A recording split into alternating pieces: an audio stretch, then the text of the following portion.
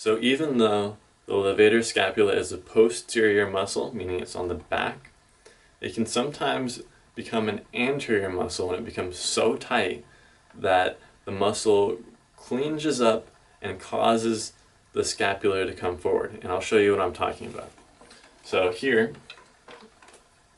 we have the scapula, and the levator scapula attaches on about here, and it comes up to the cervical vertebrae, right? So it's like this on me back here. And so when this muscle comes up, it's hard to do on this skeleton because his scapula is, for some reason, screwed onto his ribs. And some people, that's the case, where their scapula is so glued on that way that it won't move. That's another video.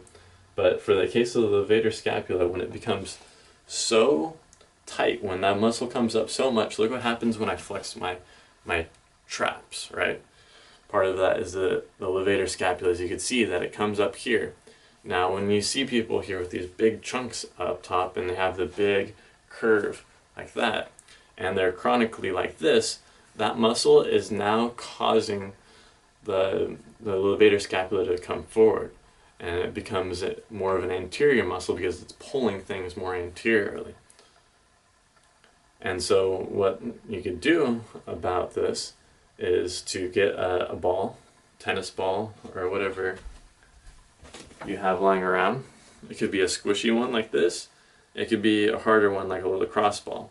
And all you're going to do is lay on it with the ball about here, right in here. And that's where I'm having you place the ball is not on the levator scapula. I'm having you place it right here where the rhomboids would be, right on the inside of the scapula. And when you lay down on the floor doing this, because you're going to lay down on the floor and place the ball right here. When you lay down on the floor, it's going to cause this muscle, your levator scapula, to shorten up and become very squishy, allowing it to be very easy to massage.